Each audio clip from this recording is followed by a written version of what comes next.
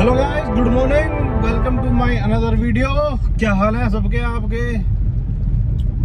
उम्मीद करता हूँ सब बढ़िया होंगे। और मेरे जितने भी सब्सक्राइबर हैं, मेरे प्यारे जितने भाई हैं बहन हैं सब हैं, सबको तहे दिल से धन्यवाद मुझे इतना सपोर्ट करने के लिए। 224 सब्सक्राइबर हो गए हैं मेरे, और इसी तरह प्यार सपोर्ट बनाए रहिए और जल्द से जल्द 10,000 सब्सक्राइबर करवाइए। तो दोस्तों आज का मतलब वीडियो है, व्लॉग समझ लो, कुछ भी समझ लो। ये वीडियो व्लॉग है। रात में सबने लगा रखे स्टेटस 2000 के नोट बंद हो गए भाई, 30 सितंबर तक चेंज कर लो, उसके बाद बंद हो जाएंगे। तो ये क्या सही है ना? सही है, 2000 के नोट बंद भी होने चाहिए। इससे बहुत चीज करप्शन कम होगा। करप्शन कैसे कम होगा, क्या क्या चीज के फायदे होंगे, क्या नुकसान होगा, किसका नुकसान होगा, किसके फायदा होगा, तो इस वीडियो में उसका जिक्र करेंगे। ठीक है। जाली नोट का आयात में जो जाली नोट आते हैं ना पाकिस्तान से, वो भी बंद हो जाएंगे आने। जाली नोट का बहुत तगड़ा व्यापार, नकली नोटों का व्यापार चलता है।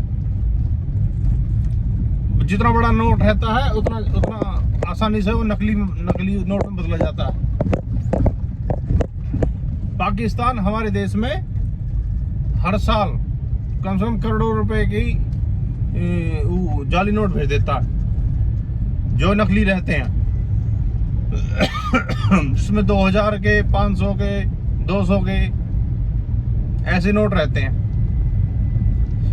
तब कई साल पहले पुरानी बात है, तो पाकिस्तान से जाली नोट लेके आ रहा था, तो सीबीआई ने पकड़ लिया कोई पाकिस्तानी एजेंट। तो भाई पकड़ लिया तो सरकार सीबीआई पूछ रही उससे, भाई क्या सीन है तुम्हारा, तुम ये बड़े नोट क्यों लाते और छोटे क्यों नहीं लाते? तब बता रहा सीबीआई के एजेंट ने जी बड़े नोटों को तो औसत आ जाता है, 2000 का नोट छापेंगे उसे कम से कम छापने में कोई 1000 रुपये खर्चा आएगा, 300-400 रुपये खर्चा आएगा, जो भी आएगा, पर कम आता है। और जो ये नोट है ना 10 के, 20 के, 50 के, जी इनमें हमें घाटा है, तो वो घाटे का सौदा नहीं करते। मतलब कैसे? जो 50 के नोट है उसे छापने में कम से कम 54-55 रुपये खर्चा आता है। 20 का नोट छापने में कम से कम 25 रुपये का खर्चा आता है।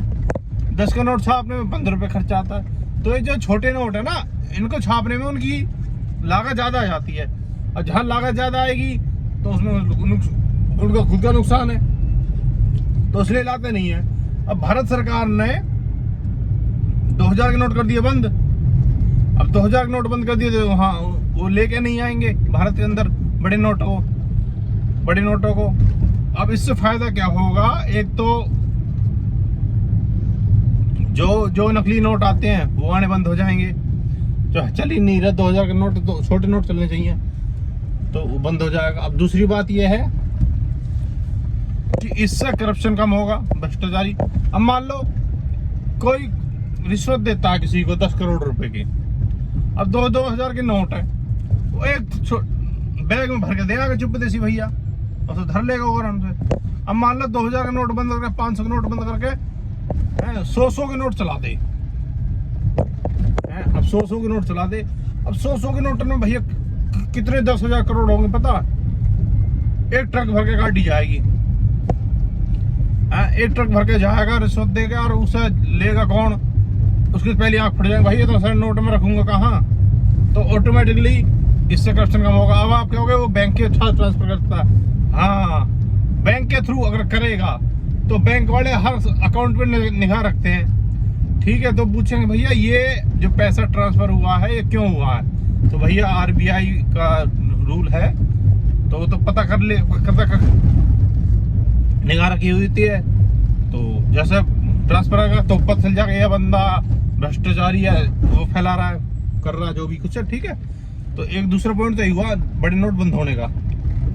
अब तीसरा पॉइंट ये है कि जो बड़े नोट हैं 2-2000 के, जिसने ब्लैक मनी दबा रखी है, अपने घरों में रख रखी है, गोदामों में रख रखी है, अब वो क्या करेंगे इस मनी? भाई अगर 30 महीने दिसंबर तक अगर ये नहीं इन्होंने एक्सचेंज कराई तो वेस्टेज है इसकी। अब एक्सचेंज तो कराने हैं, और जो एक्सचेंज कराएगा तो पब्लिक उनसे पूछेगी, बैंक पूछेगा भाई तुम्हारे पास इतना पैसा कहाँ से आया, तो जवाब देना भाई तो फंसे। तो भाई बहुत फायदा है इसका, जो 2000 की सरकार ने ये स्टेप लिया कि 2000 के नोट बंद कर देंगे। ऐसा होना चाहिए। और मैं कहता हूँ कि भारत के अंदर 70% तो जनसंख्या ऐसी है जो गरीबी रेखा में है, जिन्हें दिन में सिर्फ 50 से 20 रुपए खर्च करने को मिलते हैं। समझ रहे हो बात को? और हमारे देश के अंदर 30% ऐसे नोट हैं जो बड़े हैं, जैसे कि 500 के, 200 के, 2000 के। ये नोट 30% कैटेगरी में आते हैं। मान लो 1 करोड़ में 1 करोड़ की हुआ है रुपए, उसमें 30% तो नोट ऐसे हैं जो बड़े नोट हैं 2000, 500 के, और बाकी 70% नोट है वो छोटे हैं। अब इसीलिए यही कारण है कि ज्यादा से ज्यादा जाली नोटों का व्यापार होता है भारत के अंदर। अगर ये चीज खत्म हो जाए ना, तो सरकार से मैं, अगर ये कोई भी सरकारी आदमी मेरी इस वीडियो को देख रहा है, तो मैं तो सरकार से हाथ जोड़ के निवेदन करूंगा कि सरकार भारत के अंदर 100 के नोट से, चलो 200 का नोट है, 200 के नोट से ऊपर का नोट बनाओ मत भाई। जिसे काम करना ऑनलाइन करो, ऑनलाइन करेंसी में करो, बैंक से ट्रांसफर करो, उधर ट्रांसफर करो, बैंक से ट्रांसफर करो। ये सड़िया बात है, 1 नंबर का काम होगा ना, पहली बात। दूसरी बात ये कि जगह छोटे नोट रहेंगे तो क्या बोलते हैं, नकली नोटों का व्यापार कम होगा। अब भाई मान लो 50 के नोट नकली दे रहा है तो उसका क्या फायदा होगा? मेहनत भी कर रहा है, वो करेगा तो फिर उसमें प्रॉफिट कितना होगा? सिर्फ 50 का। और जब उतनी मेहनत वो 2000 के नोट में करेगा तो उससे 1 मिनट में 2000 रुपये का फायदा हुआ ना। तो ये फायदा है छोटे नोटों का। अगर छोटे नोट चल जाएं भारत के अंदर कम से कम 100-50 के, तो सब यहाँ खुलों की कभी कमी नहीं आएगी। खुले नोट जो मिलते नहीं है, खुले पैसे नहीं है भाई साहब, इधर करो उधर करो, तो इसकी फायदा हो जाएगा। मतलब बहुत ज्यादा फायदा होगा। मोदी सरकार ने जो काम करा है बहुत बढ़िया काम कर रही है। और क्या बोलते हैं, अगर एक देश अमेरिका, ठीक है, अमेरिका देश में $100 से ऊपर का नोट नहीं है, ठीक है,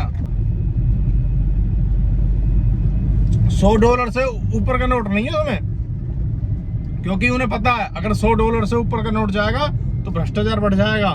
तो इससे भाई छोटी करेंसी जितनी रहेगी है ना, उतना ही भ्रष्टाचार कम होगा। जितनी बड़ी करेंसी रहेगी उतना भ्रष्टाचार ज्यादा होगा, क्योंकि पैसा रखने के लिए भी पैसा छपता है, उसको रखने के लिए भी जगह चाहिए, छिपाने के लिए भी जगह चाहिए। बैंक वाले तो पूछेंगे भाई तेरे पास कहाँ से आया पैसा, इतना पैसा कहाँ से आया। अब मान लो एक नोट पर लिख दिया मैंने 1 लाख रुपए है, और 1 लाख रुपए हम तो कहीं भी रख सकते हैं, छिपा के बत्ती बना के 1 लाख रुपए का हुआ है। देखो RBI की मोहर लग रही है, सब कुछ है, 1 लाख रुपए का नोट है मेरे पास, RBI ने छाप कर दिया, कितना आसान हो गया है। और उसी 1 लाख रुपए को अगर मैं 10-10 की गड्डी में डिवाइड कर दूं तो कितना बड़ा स्पेस चाहिए, बात समझने वाली है ना, रखने के लिए। तो दोस्तों बहुत ज्यादा अच्छा हुआ है। जिनके पास ब्लैक मनी है उनकी लाख भी अच्छा ही हुआ है, वो बेचारे कुछ दान वान कर देंगे कुछ। अब देखो, अब मैं तो ये तो मैं गारंटी नहीं लेता कि भाई 100% करप्शन खत्म हो जाएगा। इसमें भी लोग बाग पैसा कमाएंगे।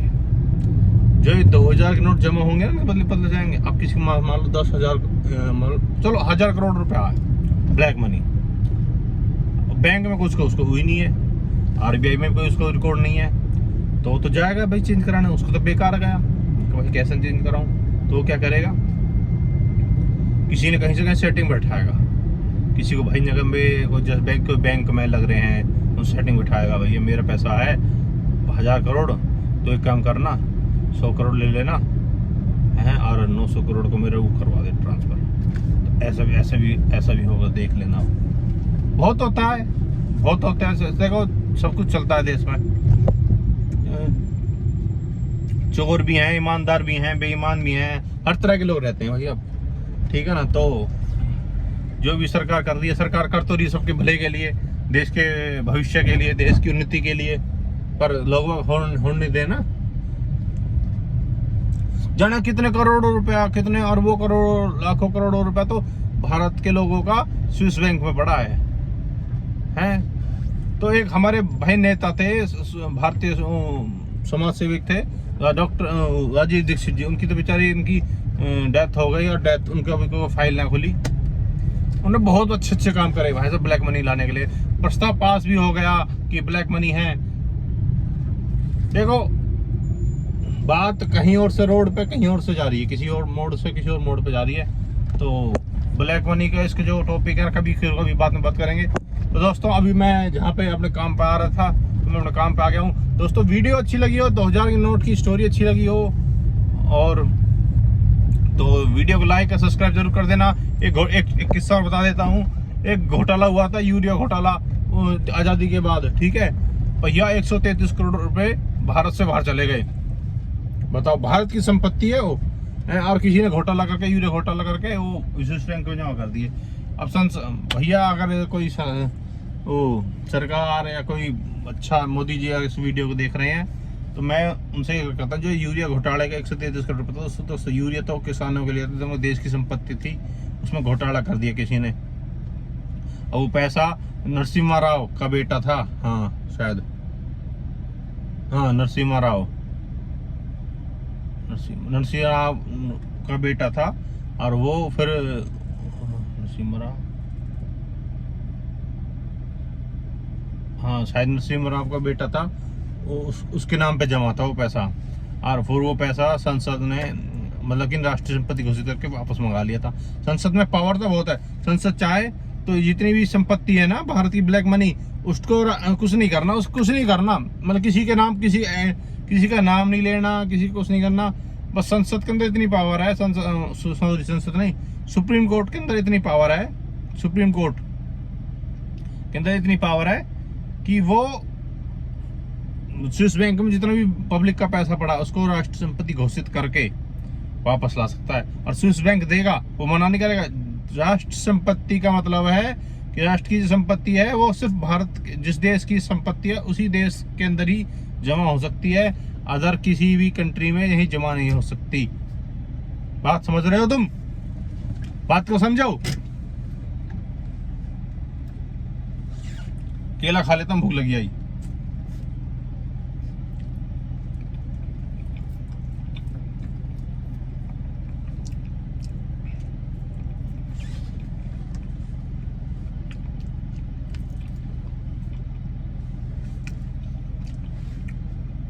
दोस्तों देखो, जीवन में सब कुछ करो, अच्छे काम करो, भलाई करो दुनिया की, किसी की मदद करो, पर यार कुछ ऐसा मत करो जिसमें देश बर्बाद हो रहा हो और हम आबाद हो रहे हैं। ऐसा नहीं, तो देश बर्बाद हो जाएगा तो हम आबाद हो क्या करेंगे?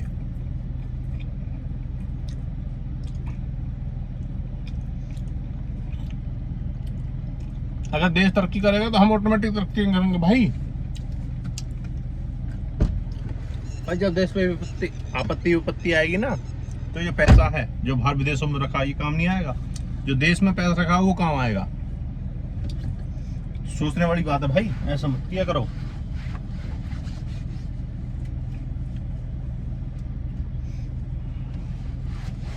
अब मोदी सरकार है भैया, अभी इसमें तो है, ये भी नहीं है कि हर सरकार में हर लोग ईमानदार हो या हर लोग बेईमान हो, ऐसा भी नहीं होता।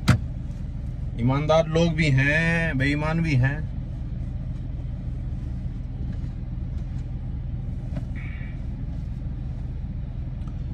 तो दोस्तों इस वीडियो को यहीं खत्म करते हैं, मिलते हैं किसी और नेक्स्ट व्लॉग में।